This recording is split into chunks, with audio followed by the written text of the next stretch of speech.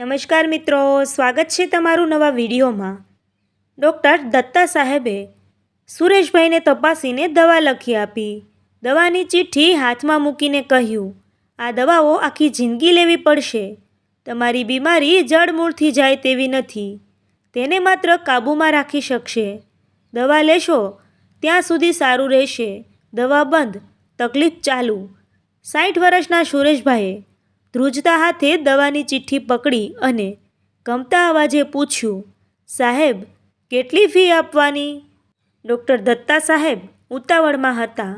બીજા 50-60 દર્દીઓ વેઇટિંગ રૂમમાં બેઠા હતા। એમણે તારની ભાષામાં જવાબ આપ્યો, 1000 રૂપિયા। પૈસા ટેબલ ઉપર મૂકો, તમે બહાર જાઓ, બીજા દર્દીને આવવા દો।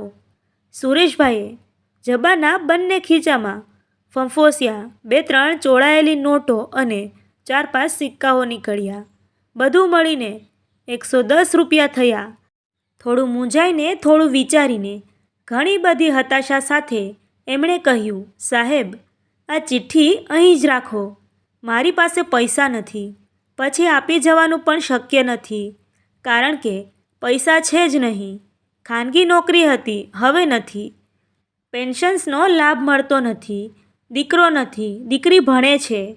તમને આટલી તકલીફ આપી એ બદલ માફી માંગુ છું, ફરી પાછો ક્યારેય નહીં આવું। અરે, જાઓ છો ક્યાં?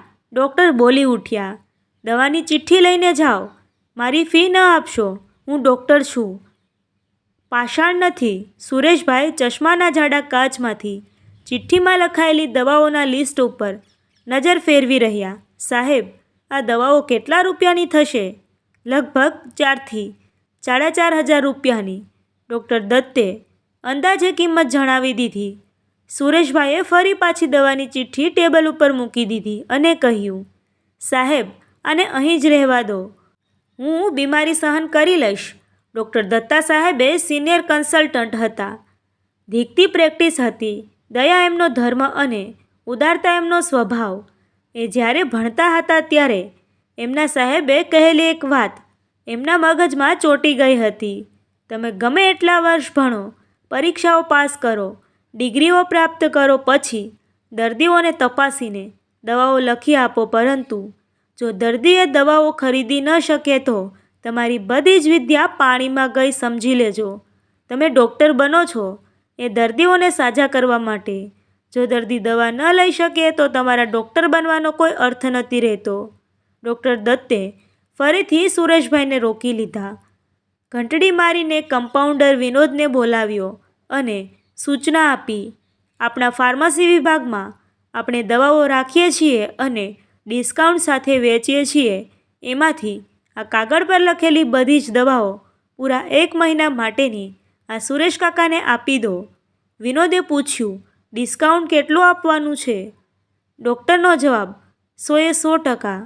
મહિને દર મહિને, જ્યાં સુધી હું જીવું છું ત્યાં સુધી। પછી સુરેશભાઈ તરફ ફરીને કહ્યું, કાકા, આ દવાખાનું તમારા દીકરાનું છે એવું માનીને આવતા રહેજો, જબ્બાના ખિસ્સા ખાલી રાખીને આવજો, દવા ચાલુ રાખજો। ડૉક્ટર દત્તની પ્રેક્ટિસ આજથી 10 વર્ષ પહેલાંના મહિને 30-35 લાખની હતી। અનેક દર્દીઓની ફી એ માફ કરતા હતા। જો પોતાના અંગત શબ્દકોશમાંથી કરુણા નામના શબ્દને એમને રદ કરી નાખ્યો હોત તો કમાણીમાં દર મહિને 1-1.5 લાખનો વધારો થઈ શક્યો હોત।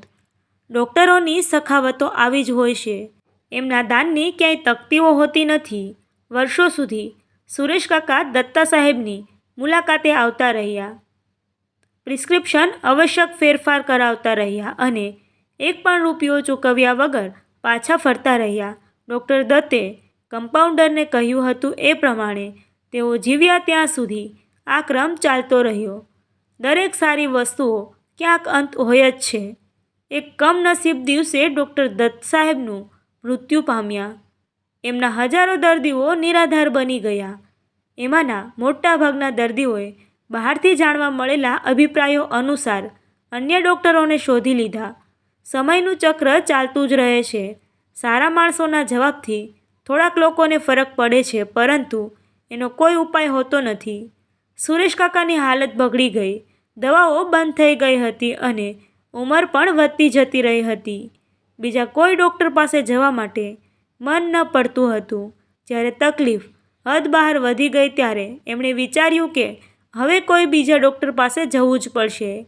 એક પરિચિતે માહિતી આપી, હું જે ડૉક્ટરની સારવાર લઉં છું તે હોશિયાર છે, યુવાન છે, પણ તેમની પ્રેક્ટિસ ખૂબ સારી છે.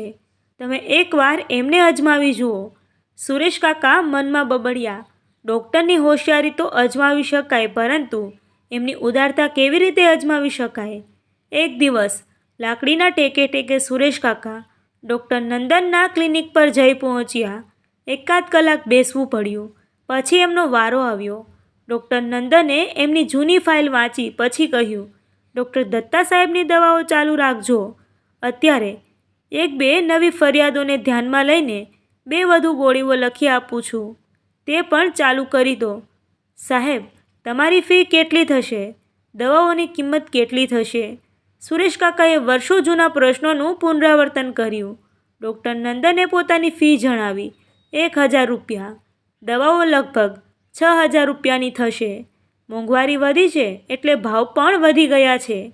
સુરેશ કાકા દવાનો કાગળ ટેબલ પર મૂકીને ઊભા થઈ ગયા. સાહેબ, તમે તો મારા દીકરાના ઉંમરના છો. વિનંતી નથી કરતો, ખાલી વાત કરું છું. દત્તા સાહેબે વર્ષો સુધી મારી પાસેથી ફી નથી લીધી અને દવાઓ પણ વિનામૂલ્યે આપી છે. તમે કંઈક રાહત કરી આપો તો. ડૉક્ટર નંદને કહ્યું, મારી ફી તો હું આજથી જ જતી કરું છું, પણ આ દવાઓ મારે ત્યાં રાખતો નથી. મારે કોઈક રીતે વ્યવસ્થા કરવી પડશે. મને થોડોક સમય આપો. સુરેશ કાકા ફિક્કું હસ્યા. તમને આપવા માટે મારી પાસે 2 જ વસ્તુ છે, સમય અને આશીર્વાદ. બોલો, ક્યારે પાછો આવું? આવતીકાલે કે પરમ દિવસે? ડૉક્ટર નંદને સુરેશ કાકાની ધ્રુજતી અશક્ત કાયા તરફ નજર ફેંકી. બહાર દર્દીઓની ભીડ જામી હતી. તેમ છતાં તેમણે કહ્યું, કાકા, મારે તમને બીજો ધક્કો નથી ખવડાવો. તમે થોડીવાર બહાર બેસો. જો શક્ય બને તો હું આજે જ વ્યવસ્થા ગોઠવી આપું છું. કાકા વેઇટિંગ રૂમમાં જઈને બેઠા. ડૉક્ટર નંદને ઝડપથી થોડાક દર્દીઓને તપાસી લીધા.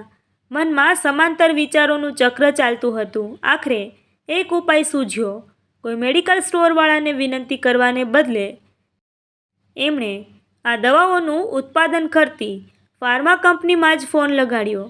જવાબદાર અધિકારી સાથે વાત કરી અને વિનંતી કરી, એક વૃદ્ધ દર્દી છે, દવાની જરૂર છે, પણ ખરીદવાના પૈસા નથી.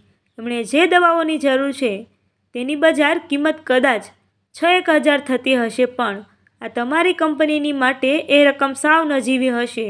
તમે એ દવાઓ પડતર કિંમતે આપી શકશો? હું ક્યારેય મારા પોતાના માટે તાવની ગોળીઓ પણ મફતમાં માગતો નથી. આજે પહેલીવાર વિનંતી કરું છું. અધિકારીએ પૂછ્યું, આ વિનંતી કેટલા મહિના માટે છે?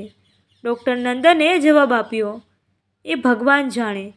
સુરેશ કાકા કેટલું જીવશે એ હું ન કહી શકું. અધિકારી એક પળમાં માણસ બની ગયો. ડૉક્ટર, તમારા એ દર્દી જેટલા વર્ષો જીવશે એટલા વર્ષો સુધી અમે આખા મહિનાની દવાઓ મોકલી આપીશું. પડતર કિંમત પણ નહીં લઈએ. સુરેશ કાકા ડૉક્ટરના માથા પર હાથ ફેરવીને ચાલતા થયા. મિત્રો, આવી જ હૃદયસ્પર્શી સત્ય ઘટનાઓ જોવા માટે અમારી ચેનલ સાથે બન્યા રહો. મિત્રો, વિડીયો પસંદ આવ્યો હોય તો વિડીયોને લાઈક કરી ચેનલને સબસ્ક્રાઈબ કરવાનું ભૂલશો નહીં મિત્રો. Thank you.